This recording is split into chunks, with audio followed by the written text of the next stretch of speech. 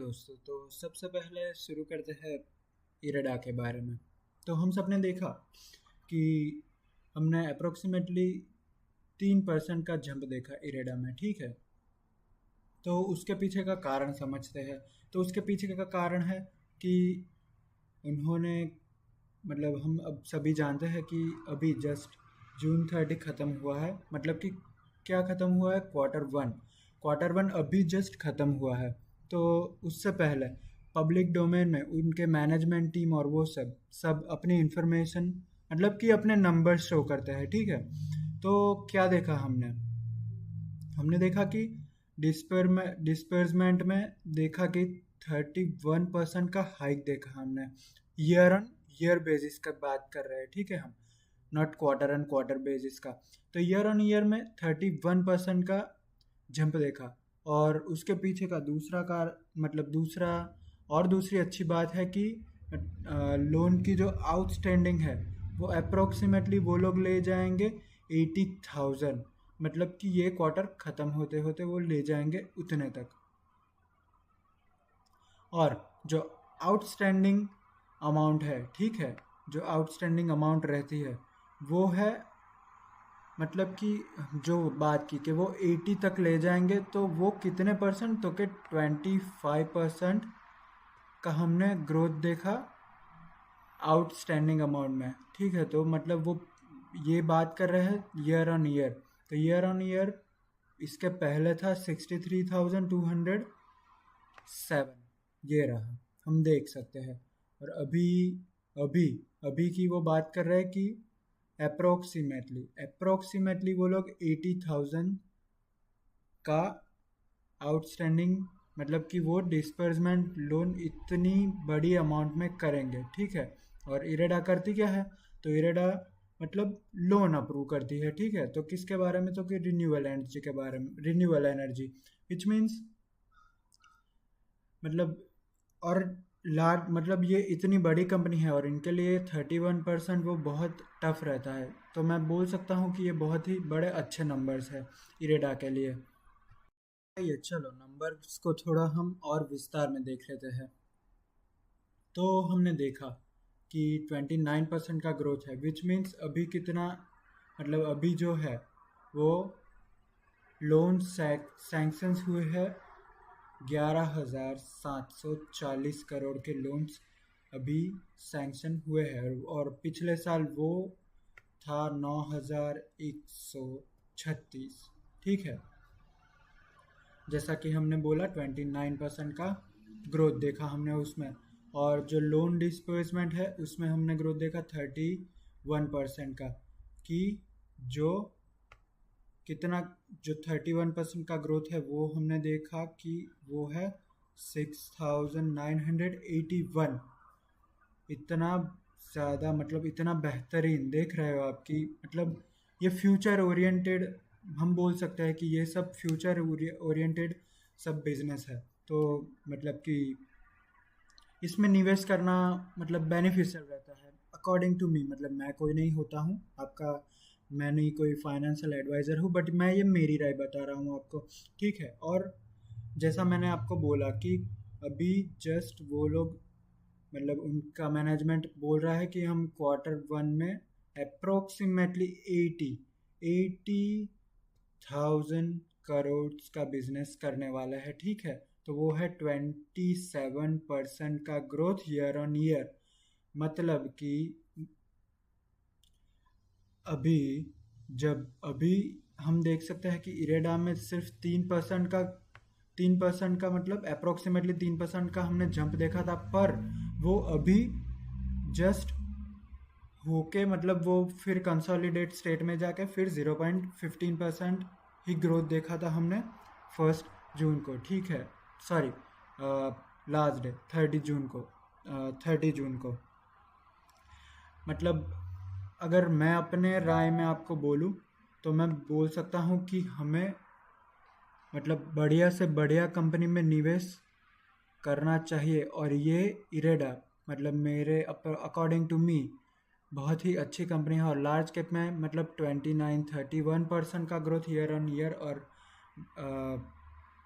जो 27% का उन्होंने राइज भी बोला है, मतलब कि जो आउटस्टैंडिंग में वो ग्रो करने वाला है, तो वो भी बहुत बढ़िया है। तो चलिए अभी बात करते हैं हम दूसरी कंपनी, तो ओला इलेक्ट्रिक्स। ओके, एक समय में 50% का स्टेक होल्ड करती थी ये कंपनी, ठीक है। एक टाइम पे ओला 50% का स्टेक होल्ड करती थी, बट अब अब क्या देखते हैं हम कि मतलब वो फिलहाल तो स्ट्रगल कर रही है, ठीक है। और हमने मतलब अभी क्वार्टर के रिजल्ट आएंगे तो मतलब अभी आ चुके हैं, आ ही चुके हैं, तो हम देखते हैं उनमें। Just minute.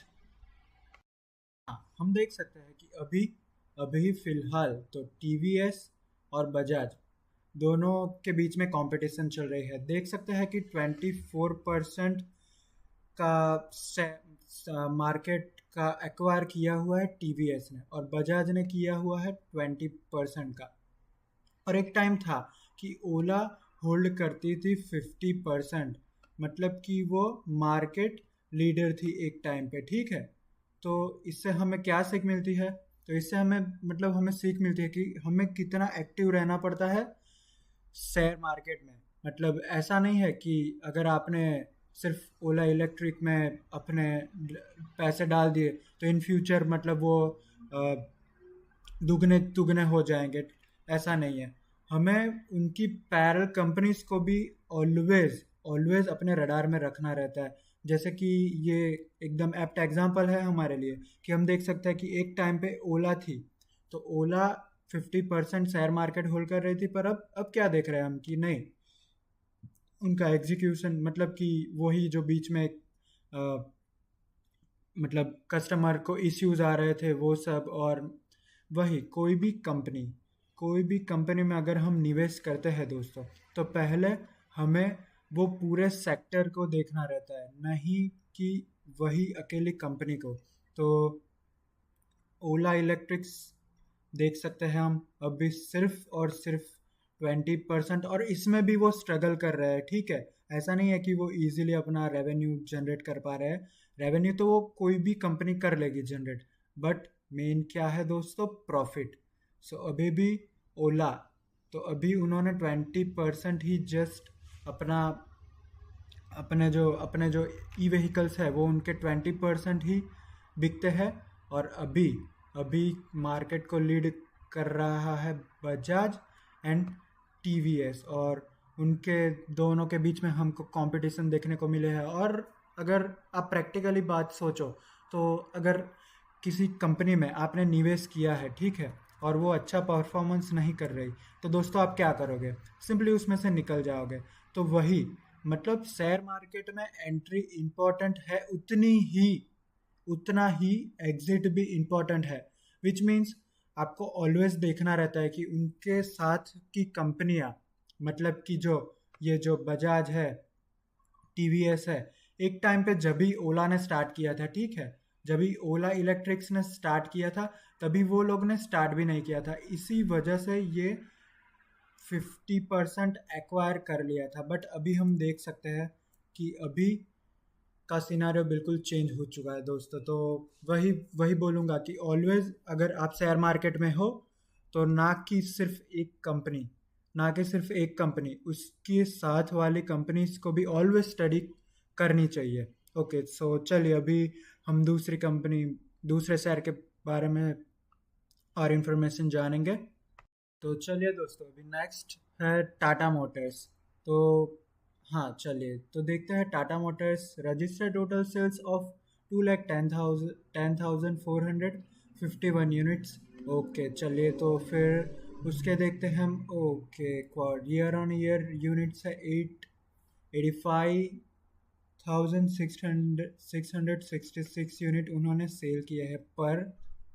Per year on year पे हम ग्रोथ देखें तो वो है नेगेटिव, ठीक है। ये तो है मतलब कि कमर्शियल व्हीकल सीवी, ठीक है। तो हम देख लेते हैं अभी। ओ 10% का मतलब ग्रोथ नहीं, नेगेटिव ग्रोथ है year on year basis on PV sales. तो अभी ठीक ही कर रहा है टाटा मोटर्स। और जैसा मैंने बोला कि सेम चीज़ जैसे कि ओला इलेक्ट्रिक्स के साथ हुई थी, टाटा मोटर्स के साथ भी वैसी सेम चीज़ है कि टाटा मोटर्स में हम देख सकते हैं कि उन्होंने इनिशियली स्टेज पे ई व्हीकल स्टार्ट कर दिए थे। उसकी वजह से मतलब एक टाइम पे टाटा मोटर्स भी बहुत भागा था, बट अब अभी आप देख सकते हो कि वो भी मतलब ठीक ही परफॉर्मेंस दे रहा है। और डोमेस्टिक सेल्स परफॉर्मेंस पे अगर हम जाए तो ठीक है, चलो जाते हैं हम डोमेस्टिक सेल्स परफॉर्मेंस देखने। हम ध्यान दें तो 2025, ओके 2025, और ये रहा जून 2024। तो हम देख सकते हैं कि 12% का ड्रॉप देख सकते हैं हम, जो कि क्लियरली हमें विजिबल है। ओके, और चलिए देखते हैं अभी ईयर ऑन ईयर पे 10% का, मतलब डोमेस्टिक सेल्स में भी उन्होंने ठीक ही परफॉर्मेंस किया है। चलिए तो अभी देखते हैं उनका कमर्शियल व्हीकल का परफॉर्मेंस। और स्पेशली उन टाटा मोटर्स जो कि बहुत ही मतलब पब्लिक में फेमस है अपने इंटरनेशनल बिजनेस के लिए। तो ठीक है, चलिए देखते हैं उनका इंटरनेशनल बिजनेस अभी। ओके, 70%, ओके, मतलब इसमें बहुत ही बढ़िया है। बट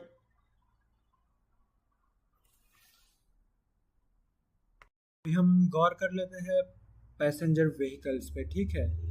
तो जो है मतलब कि उनमें सबसे खास मतलब कि बोल सकते हैं कि ई व्हीकल, कि जिसके कारण टाटा मोटर्स कैपेबल रहा इतना ज़्यादा अपना मार्केट कैपिटल सर्च करने में। ठीक है, तो हम देख लेते हैं कि उसमें क्या है। तो ओके, जून जून 2025 और ये रहा जून 2024। ओ 12, मतलब देख सकते हो कि ईयर ऑन ईयर पे 12% का ग्रोथ है, मतलब कि अच्छा परफॉर्मेंस कर रहा है। बट अगर आप मतलब जो चेंज अगर आप मतलब आपको देखना है तो वो भी इधर तो है माइनस में। पर अगर वही हम क्वार्टरली देखें, क्वार्टरली है -2%, विच मीन्स नेगेटिव।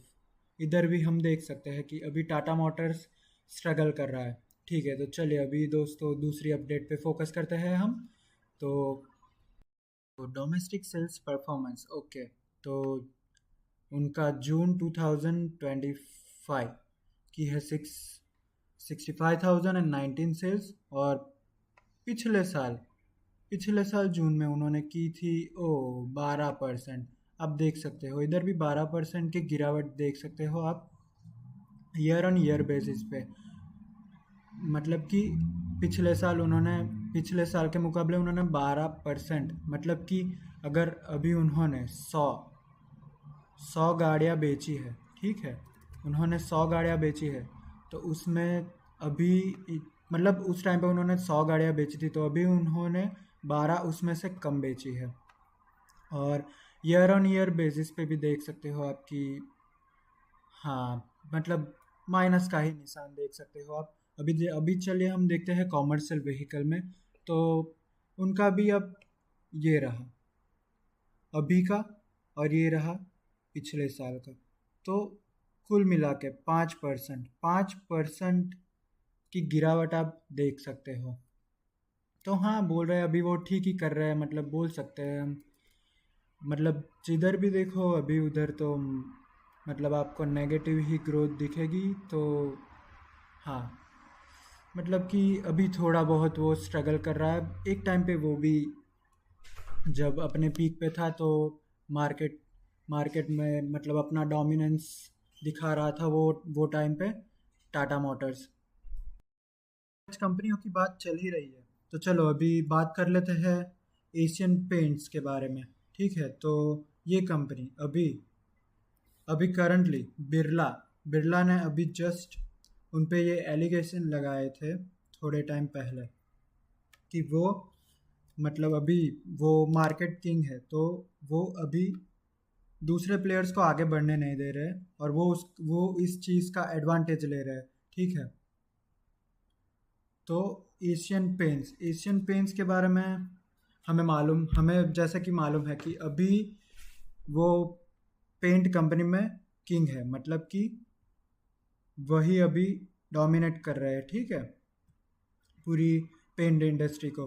बट जैसा कि मैंने अपने अगले जैसा मैंने आपको बोला अभी आगे कि इसकी वजह से हमें ऐसा नहीं है कि इसी अकेले पे फोकस करना चाहिए, ठीक है, क्योंकि अभी टाटा बिरला उन्होंने भी 2-3% का मार्केट शेयर कर लिया, और अभी जेएसडब्ल्यू ने भी एक एक्जानॉल करके जो दूसरी कंपनी है उसको एक्वायर किया हुआ है, ठीक है। तो हम बोल सकते हैं कि उस चीज़ पर भी हमें ध्यान रखना चाहिए। तो हाँ, तो वही, तो अभी दूसरे पे हम फोकस करते हैं, अपने दूसरे। चलिए दोस्तों, अभी आखिर में बात कर लेते हैं H D F C finance के आईपीओ के बारे में। तो फिलहाल H D F C finance service का जीएमपी है 10%। हाँ जी, 10% है। और मतलब मैं कोई नहीं होता हूँ ये बोलने वाला कि कल मार्केट में वो 10% के राइस पे ही खुलेगा तो आप लिस्टिंग गेट कर सकते हैं, बट ये एक अंदाजा है, ठीक है, जीएमपी देख के हम अंदाजा लगा सकते हैं। और ये अगर आप चाहो तो पब्लिक डोमेन में भी ये सभी इंफॉर्मेशन अवेलेबल रहती है, तो आप देख सकते हो। और थैंक यू दोस्तों, इधर तक देखने वॉच करने के लिए। Thank you so much.